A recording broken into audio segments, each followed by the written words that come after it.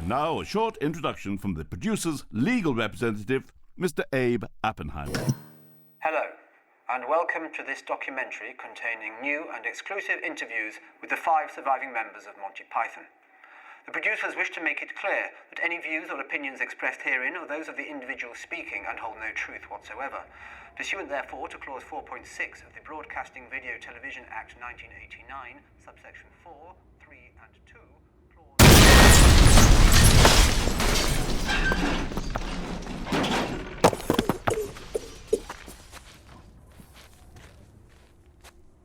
Subject to Clause 4.123, no viewer or watcher may copy, repeat, impersonate, mime, either contextually or non-contextually, any material whatsoever in any public place, such as a street, pub, club, hotel, brewery, Baptist church, truck.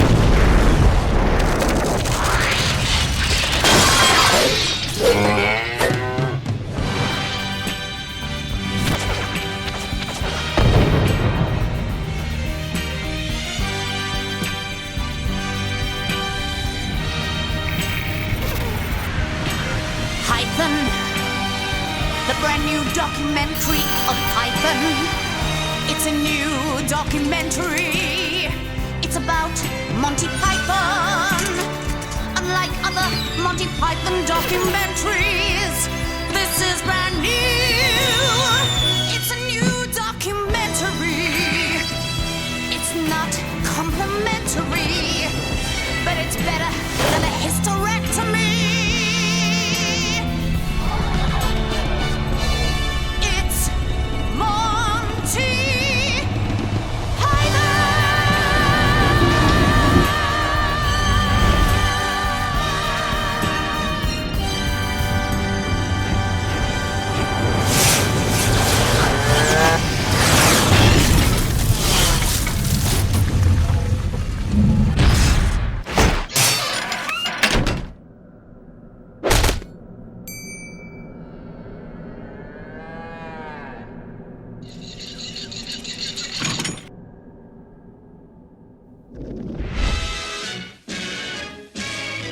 Meanwhile, how glad and grateful is Britain that thousands have fought their way out and come home.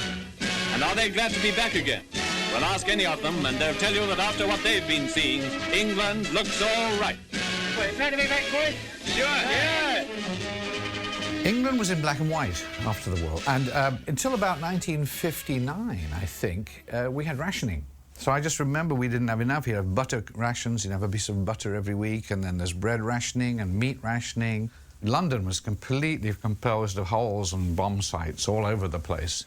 And it was a sort of grey duffel coat wearing, very respectable. Everybody talked in received English. Good evening, this is the BBC, and here is Alvar Adele with the news.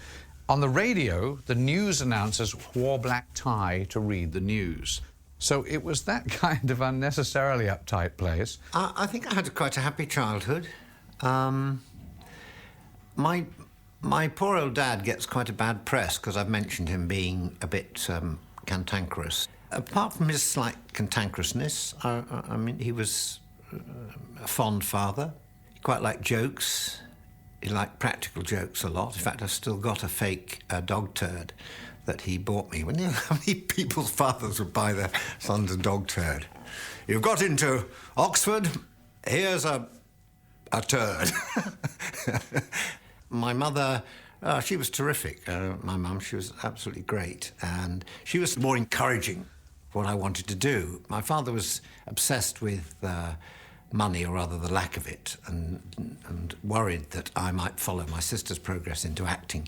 He just didn't want that. He just said, you know, he felt that was the way to rack and ruin. Whereas my mother, I think, understood a little bit of my interest in performing. My relationship with my father was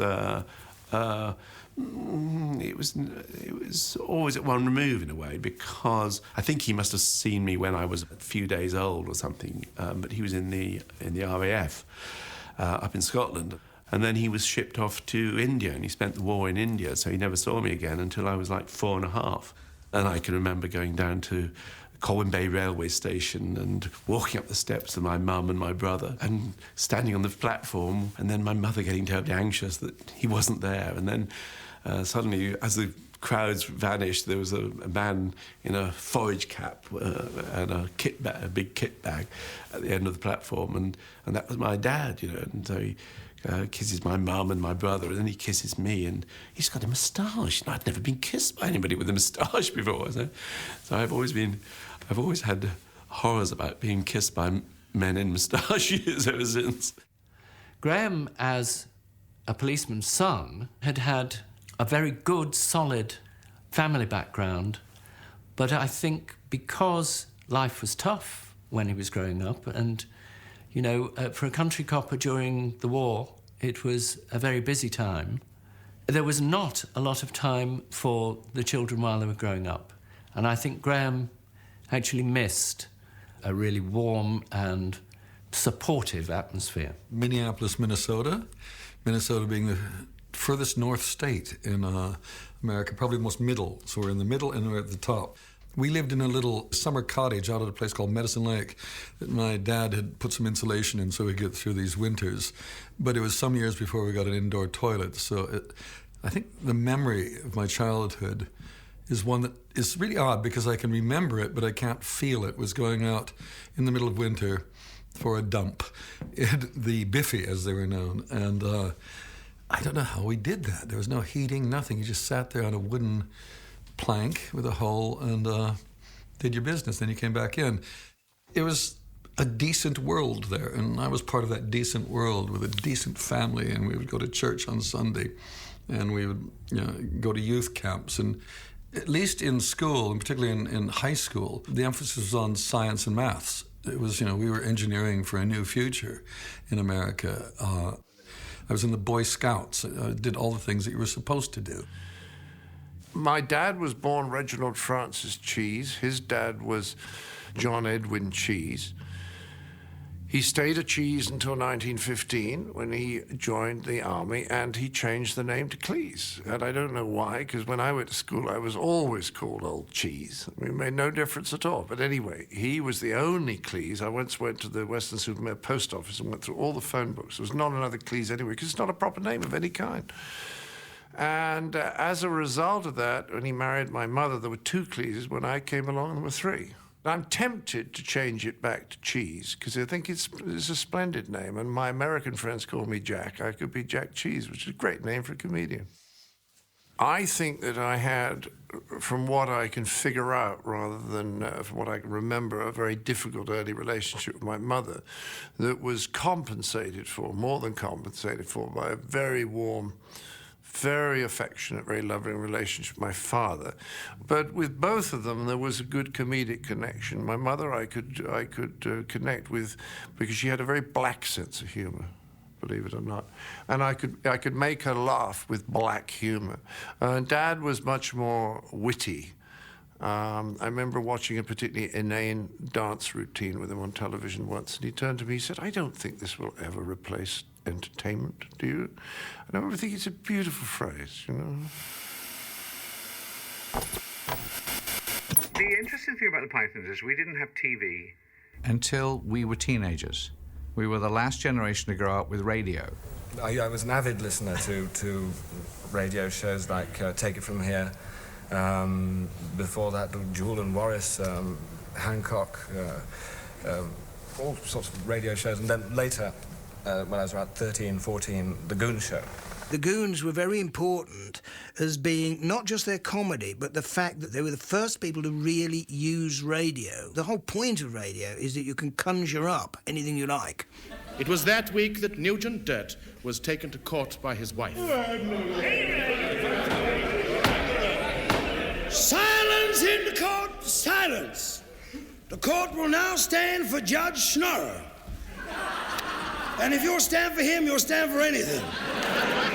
The Goons can take you anywhere, and so can all form of radio is in the imagination and creates all that. So I think that was quite significant for us. Here came a show which was not like any of the other shows. It didn't have the same kind of rules. It didn't have any rules. It didn't even like the medium that was putting it out, particularly. It didn't like the BBC. Wonderful. There was something that I could relate to. This is the BBC Home Service. Thank you.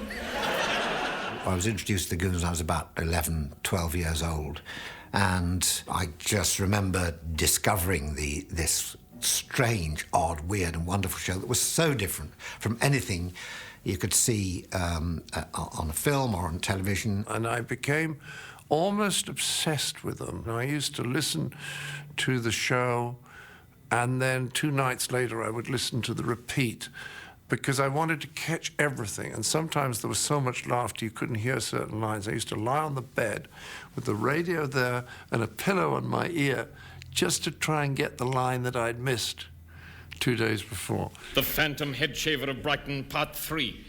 By now the position was serious. All told, 300 men had been balded by the Phantom. I mean, listening to the Goon shows at Sunday lunchtime was a ritual in our family. Come out, Phantom Head Shaver, you're surrounded. You hear?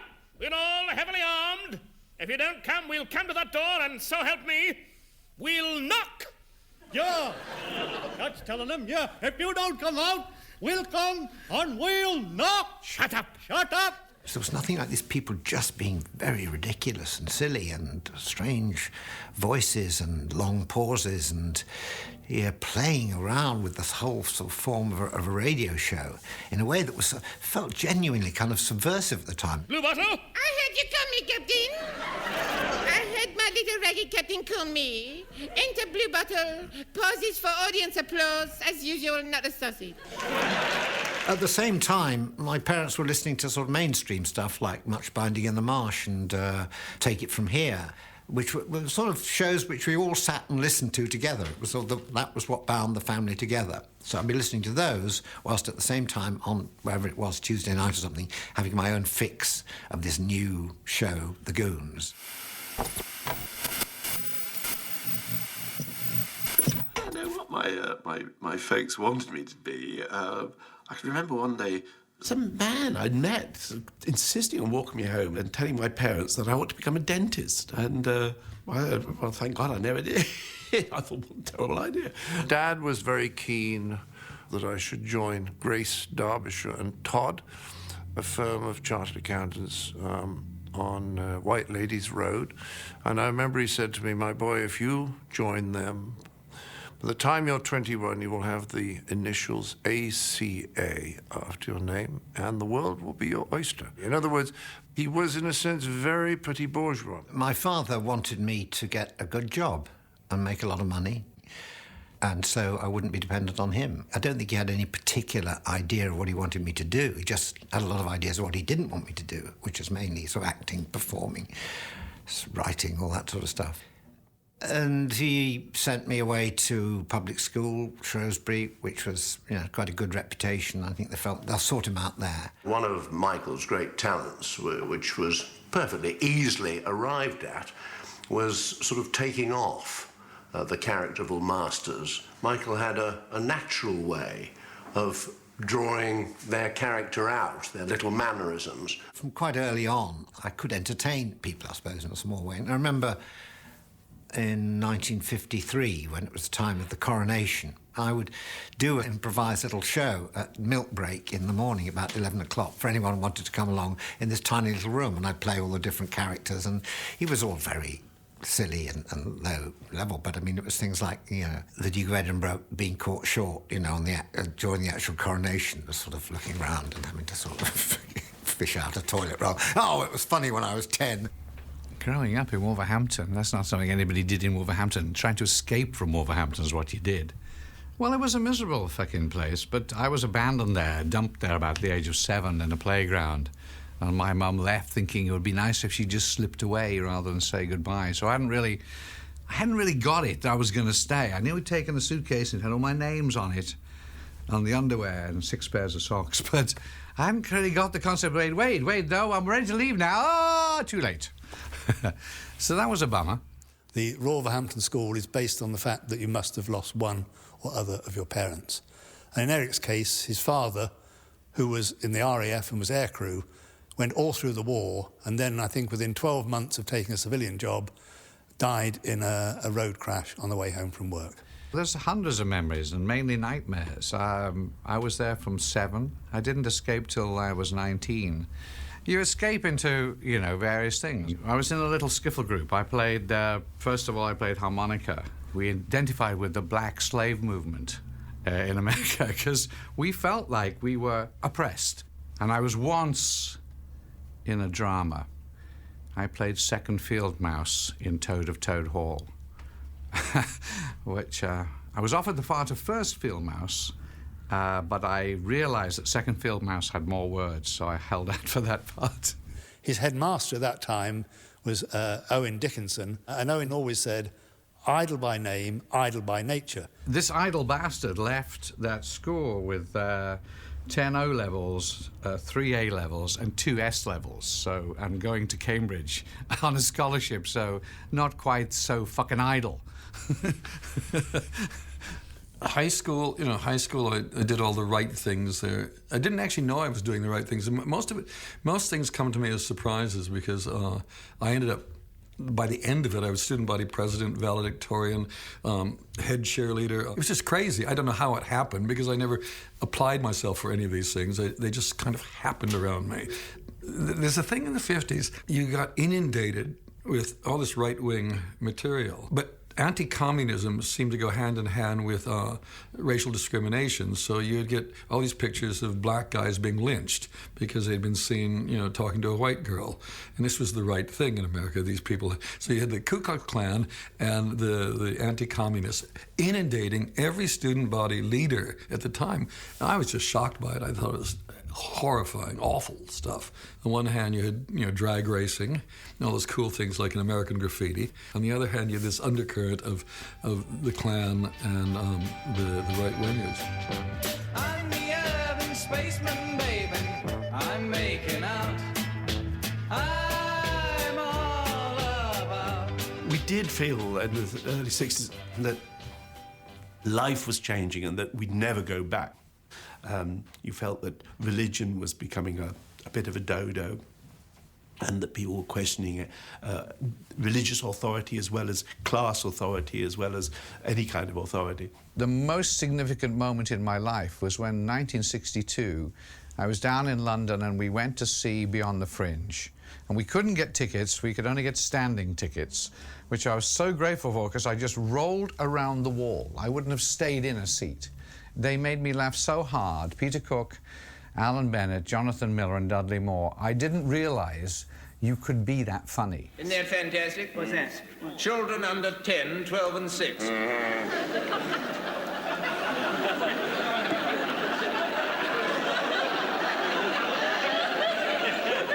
That's very cheap, isn't it? It's very cheap. I think they're probably imported. Probably frozen, I should think. Oh, foreign. Yes, foreign or frozen. You wouldn't get local children at that price. I wonder how they prepare them. I shouldn't think they do. I should think they spring it on them. The influence of Peter could hardly be exaggerated, because this was a guy who'd had, I think, 2 separate West End reviews running totally his material while he was still at Cambridge. I mean, they were so brilliant, and they attacked everything that I just spent 19 years being oppressed by, royalty, police, authorities, teachers. Every single authority figure was completely pilloried and destroyed, and my life just changed. Peter Cook playing Harold Macmillan on the stage, and then Macmillan comes to see the show one night. And Peter goes right off the script and starts talking as Macmillan to Macmillan, and people go, my God, he's playing the Prime Minister. It sounds quaint now because everybody does. The government had been in power 13 years, and the slogan was, you've never had it so good. And so when Peter Cook did Harold Macmillan on stage, they completely made them a figure of fun and redundant and not up to date, and it was no longer possible to take them seriously. And I think that satire occasionally can do things like that. We shall receive 4 minutes warning of any impending nuclear attack. Now, some people said, oh my goodness me, 4 minutes, that's not a very long time. Well, I'd remind those doubters that some people in this great country of ours can run a mile in 4 minutes. And the government was thrown out, and then Harold Wilson came in smoking his pipe, and there were satire shows on telly. And the whole loosening of the way of being of England was changed. We went from this almost 1950s deferential society to a society where suddenly people were making jokes about the Queen and the Prime Minister and all this kind of thing, and it was a completely different atmosphere, an enormous release of energy. College was a wonderful time. It was an Occidental college, very classy little college. Kids tended to be rich there, or smart, like I was. I was there on a scholarship, which was a Presbyterian scholarship. I went on a church scholarship because at one point I was going to be a missionary, and then I got smart. At that time, in America, there was a magazine called Help, and Harvey Kurtzman, who was the guy that began Mad Comics and was the idol of all of us, of my generation, the cartoonists anyway, was doing this magazine, and I started emulating Help with Fang. He wanted to take over the magazine, and he had all these plans. It was going to be 4 issues instead of 2, and it was going to be this, it was going to be that. I don't know if he had a budget or whatever, but... Fang magazine lost money all the time. And Terry said, well, I think we can make a change on that. Apparently, that's what he presented. This is the very first edition. That was one of his last-minute cartoons. There really wasn't time for him to do it in pen and ink, so this is just a pencil, so he was disappointed that it didn't come out better than it did. Before Terry took it over, it was pretty boring. It was poetry and a few cartoons and essays and things like that. And Terry wanted to transform it into something exciting and really do something with it. One of the things we did there, which I suppose is the beginning of what eventually became either animation or film for me, was we would do fumetti, which basically it's Italian for little puffs of smoke. And Help magazine was doing these, and we started doing them in our magazine. And we'd go out, and you'd find locations, you'd cast the parts, you'd get costumes, and you go and shoot these little photographs to tell a story, and then put bubbles. We just generally used the magazine to cause mayhem wherever possible, because the one thing about the university it was quite a conservative place. So our job was to dismantle all of that as quickly as possible. On graduation, the dean, when handing me my diploma, said, "Gilliam, you deserve a good spanking." I don't know what he really meant, really. I first met Graham when we came up as freshers to Emmanuel College in 1959. Graham was doing an undergraduate course in anatomy, physiology, biochemistry and pathology, prior to going to do 3 clinical years in a London medical college. I think because it seemed the simplest course for me at the time, writing essays and doing anything artistic in the school, for me, called for a little more effort, whereas anything to do with science meant I had to learn things, and I was reasonably good at learning things. I didn't have to create anything, so it seemed simpler to do that. I was a little afraid of creating things, I think. I think it's a good training ground for anything, actually. Is it? Yeah, because you meet all sorts of people, naturally, in very strange predicaments, and you do strange things to them sometimes. He was also eccentric and rather zany, and he liked to entertain. We always had the feeling that he liked to entertain almost a little bit. He showed off almost a little bit. But he was very amusing. He would lie down in the middle of the road smoking his pipe and refuse to get up when the cars couldn't get by. Things like that. I first met John in 1961. He'd come up as a freshman in 1960 from Clifton. I supervised him in 1962, 1963. Oh, John was a very admirable, excellent lawyer. And I'm bound to say it's a loss to the legal profession that he didn't qualify as a lawyer. And one can just see him at the bar, which he never joined, and then one could equally see him being elevated to judicial office, which he never aspired to. I didn't really enjoy Oxford that much. I found it a bit daunting, I think. I sort of like saying hello to people, really, and, you'd say hello to somebody and just brush past. And it was also daunting because you thought, Oxford, my God, everybody's going so bright, they're going to be so much cleverer than me. And then you gradually realise it's all an illusion, that nobody's cleverer than anybody else, really. When Michael got up to Oxford, I think he was very certain that he wanted to act and wanted to do review. And he teamed up with another brazen-nosed chap called Robert Hewison, and they made a very good early team.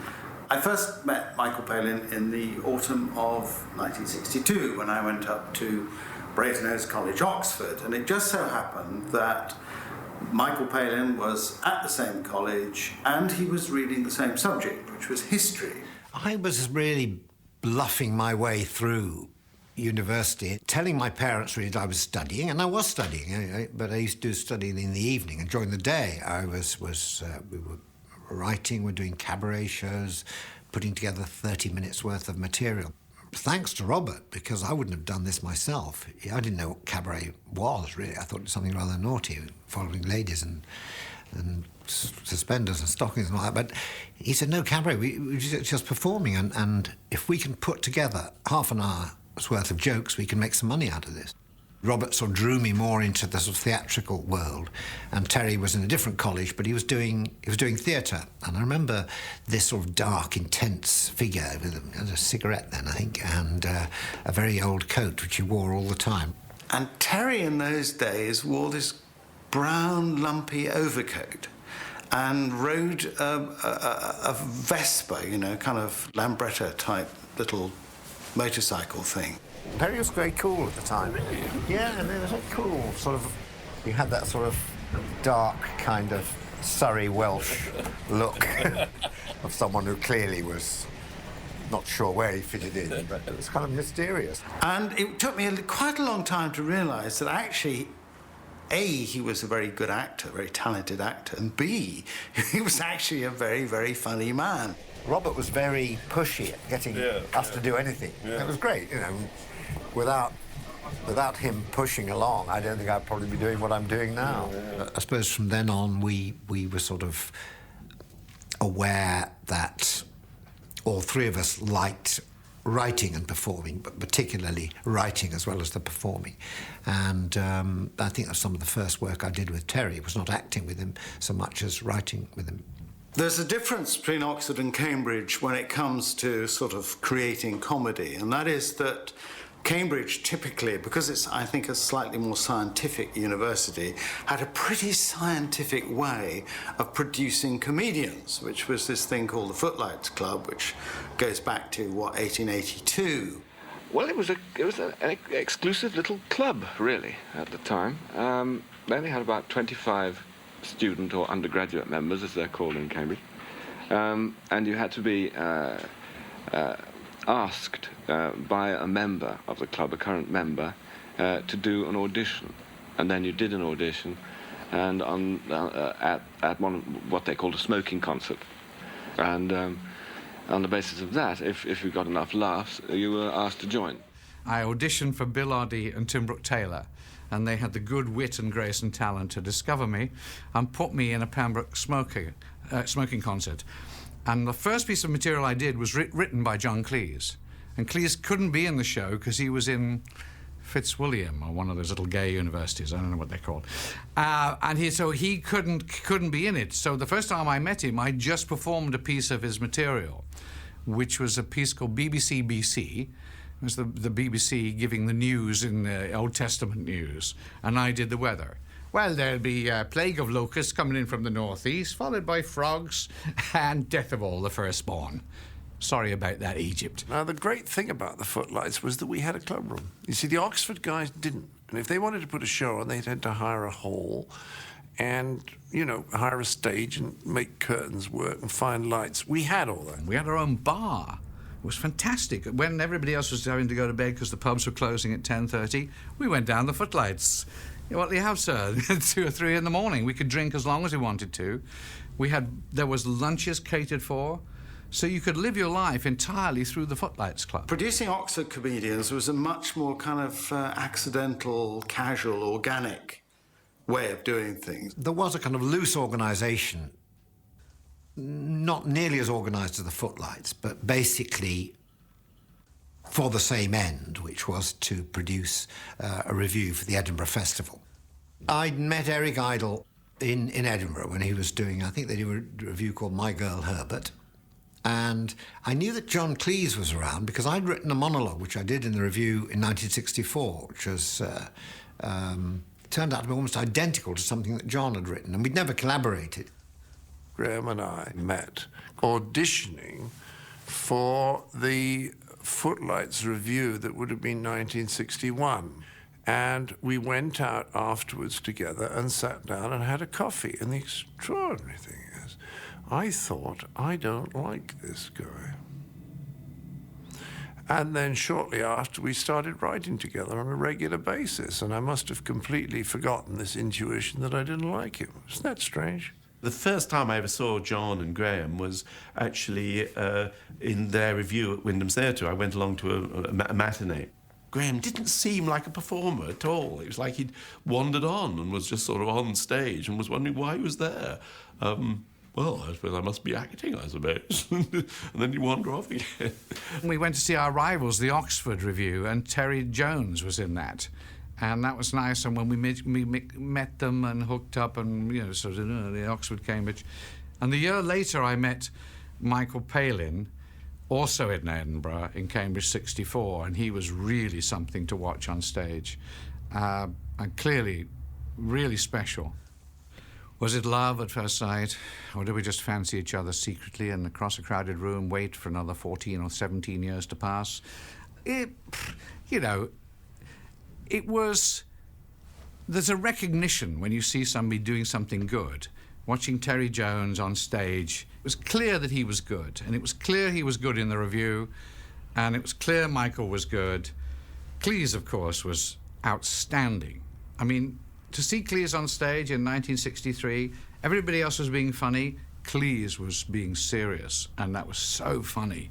I mean, he was the only one who never broke character, never indicated to you he was being funny, and he was head and shoulders, that's not just height, above the rest of them. It was when we were in Edinburgh doing that show in the hall that we'd hired from the Parks and Burials Department of Edinburgh Council that I suddenly realised this is something I would really quite like to do after I leave university. There's a slim possibility I might do this as a career. I'm making people laugh, we've got full houses every night, we've written the stuff, we perform the stuff.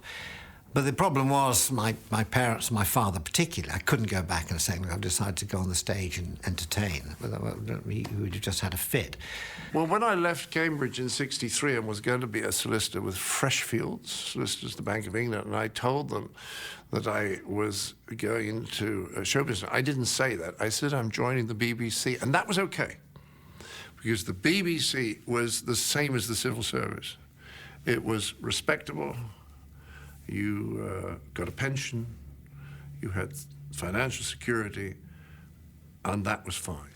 Terry was actually had a salaried job at the Beeb, didn't you, in '66? Yeah, I think script editor. I don't know what I was doing. No, it's one of those mysteries in life. Really. I just accepted a job. I'd been down for about a year.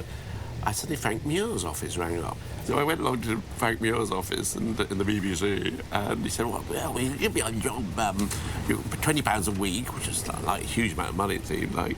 And so I had this job, but I didn't know what it was. He said, well, you can just have a look around, see what's happening. And I had 2 tables, 2 typewriters, 4 telephones, and no idea what I was meant to be doing, really. So you were doing that? Yeah, then you went... I was doing a pop show. I was hosting a pop show in TWW, in Bristol, actually, where we're going. I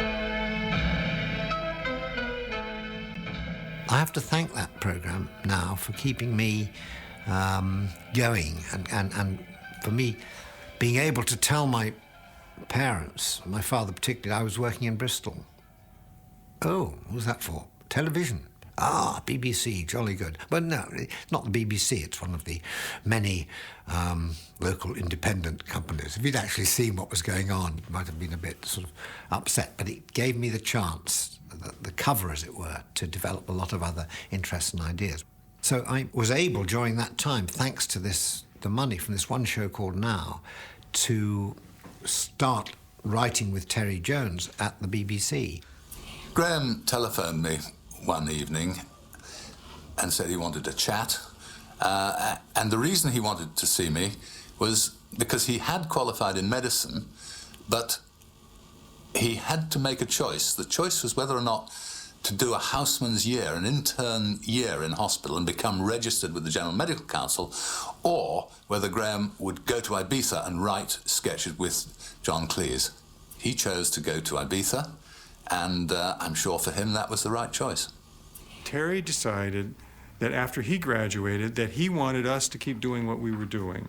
And we could make some money selling stuff to Harvey Kurtzman's magazine. So he decided he was going to go to New York and find Harvey Kurtzman, who was our idol. So I came to New York and managed to have a meeting with him. And I walked in, it was the Algonquin Hotel, and he wasn't there, but it was full of all my favorite cartoonists, all the people that had worked for Mad and that were now working for Harvey. And these were my gods, and they're all in the room.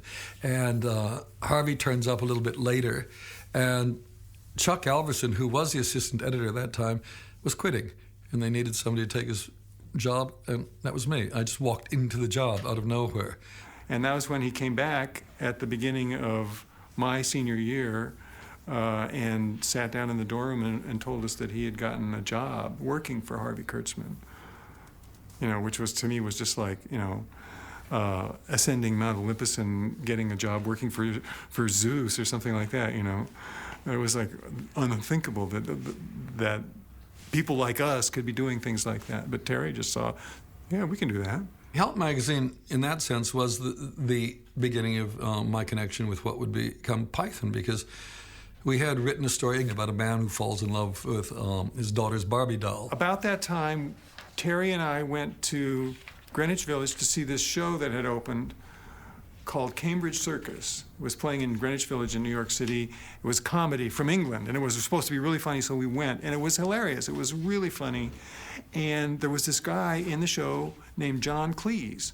Terry met me, and he said, basically, I like the faces you pull, which is very, very complimentary. You know, that's what people used to say, Laurence Olivier. You know, so Larry, love the faces you pull.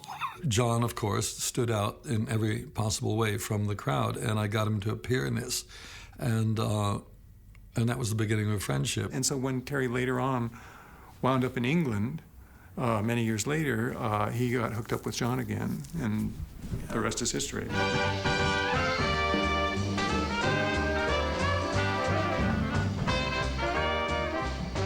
I think that the show that really focused us all on television was That Was the Week That Was, because it was an extraordinary event. I mean, people now can't realize how epoch-shattering it was in that very deferential culture that still existed in England. One you may have missed this week in the Radio Times, in Woman's Hour, What I've Been Doing by Cecilia Bevan, mother of 13 children. David Frost has always been extremely good to me, I have to tell you, and I suppose I had enough talent, but he saved me so much time. And he used to phone me every couple of months. We'd stayed sort of, not exactly friends, but acquaintances, professional friends, perhaps. And he'd set up the satire boom. That was the week that was, and he's doing all this smart Cambridge satire. And I'd written 2 or 3 things for That Was the Week That Was, which is great excitement. And he used to ring me up, always from the airport. And I remember him calling and saying, oh, hello, David. He said, hello, how are you? I said, fine, how are you? He said, super, super, super, super. Oh, he said, would you like to be in a television series? I said, what? He said, well, I'm doing a new television series. It's going to be super with 2 people called Ronnie Barker and Ronnie Corbett. You won't know them yet, but it will be great fun. We're going to start in the spring. Would you like to be in it? And I said, yes, please. And he said, super, super. So, oh, I have to go now. They've called my flight. And I said, thinking, did that happen?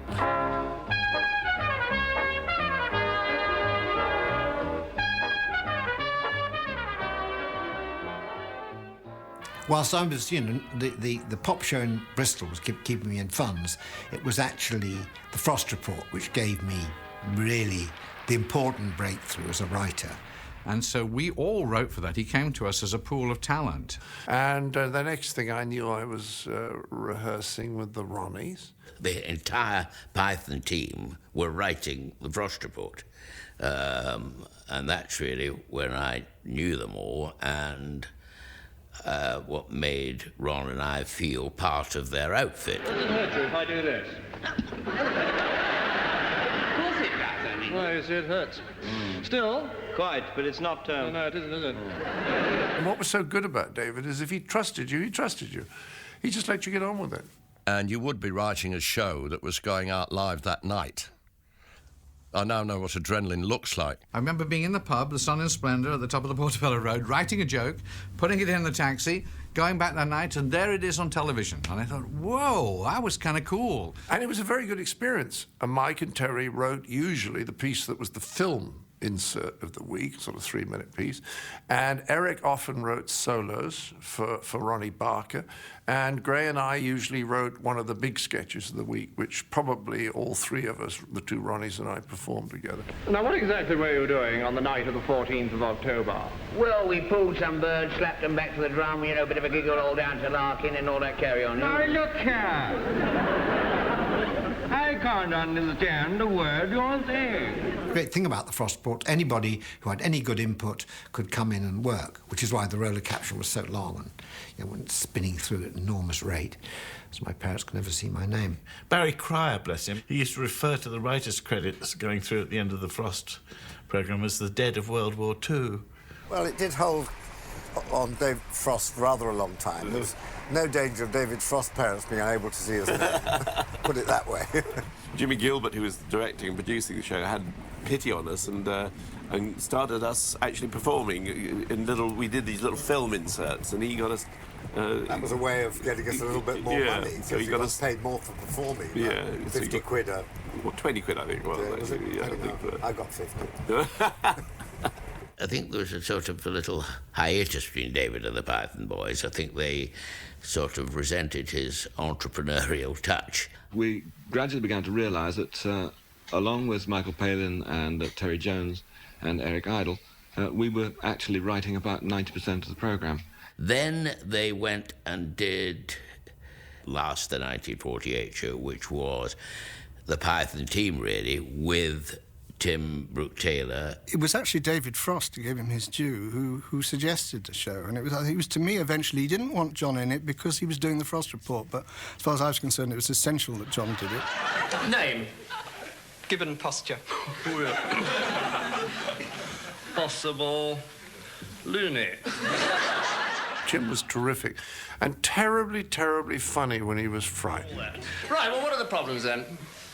Well, it's rather embarrassing to say, really. I don't like to tell people because I'm frightened of them laughing at me. Sometimes I wanted John to react a bit more because somebody had told him he was a good actor, which is the last thing you should ever tell a comedian. And I want you to feel absolutely at your ease while you're here because, of course, anything you say to me will be in the strictest confidence. Oh, I must tell you about the bloke who was in here this morning. I said to Marty, look, he's just playing it so subtly, and he said, halfway through, just stamp on his foot. What's the matter? You come in here! Well, I did do that, and he got so angry, but he had to keep going because the cameras were going, and he was absolutely brilliant. I wouldn't dare do it again. He's bigger than me. So will you please tell me, once and for all, in God's name, what's the matter with you? I think I'm a rabbit. I think I'm a rabbit. It's one of the funniest moments I've ever seen. And we must have been writing for the Frost Report. And Humphrey Barclay came to me and said, I want to do a kids show.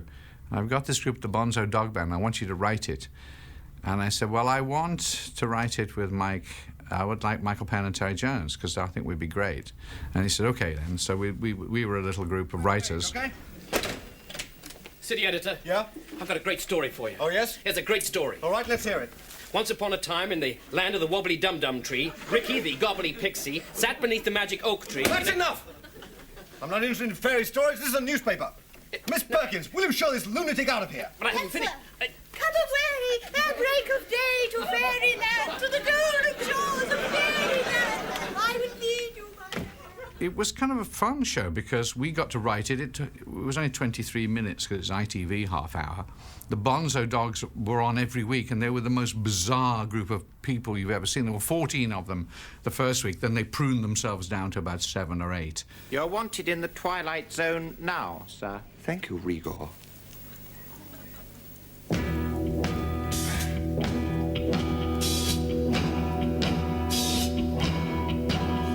She's broken all the super hearts of the superheroes of the galaxy.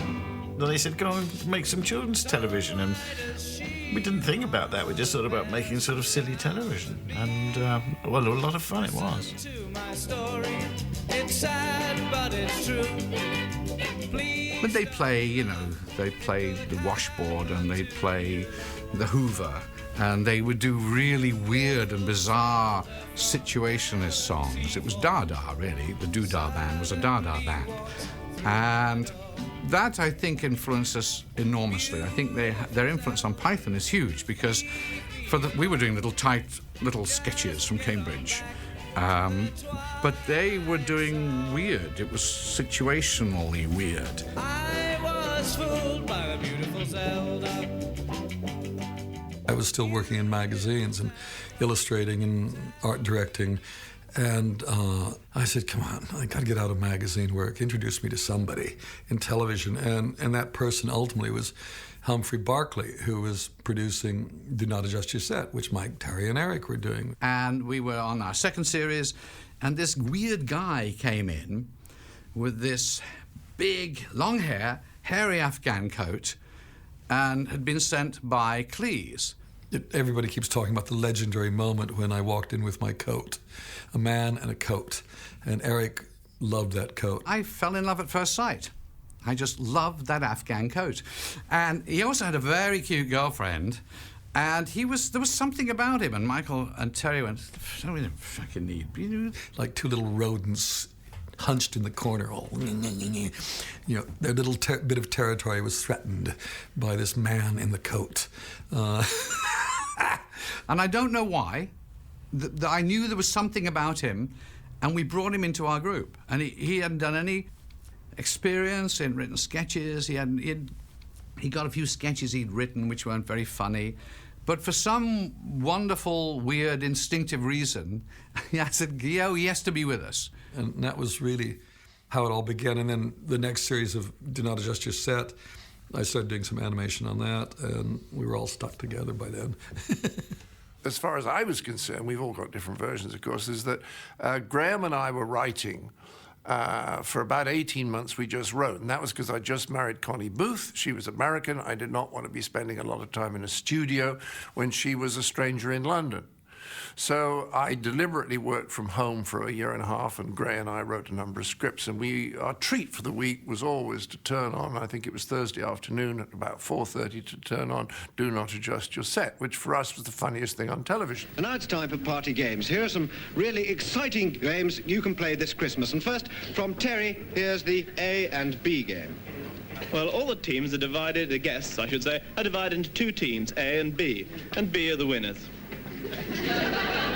Well, you can make it more complicated if you want to. We'd done two series of Do Not Adjust Your Set, and there was discussion about doing another series, but I didn't want to do it because I was a bit fed up with the way it was being directed. And eventually, because we knew them from the Frost Report, we rang them up and said, well, why don't we do something together? And they were a bit snotty because they just had an offer from Philip Jones at Thames Television, I think. They said, you've been so good, you've done 2 seasons, adults are coming home at 5:25 to see your show, you're getting huge ratings, we want to give you a grown-up show. And the only trouble is we haven't got a studio for 2 years. So when John suggested doing something together, we said, yes, please, and can we bring Eric along, and Terry Gilliam. John wanted to work with Mike. And it's as simple as that. Everybody wanted to work with Mike. And that was the beginning, and we tagged along.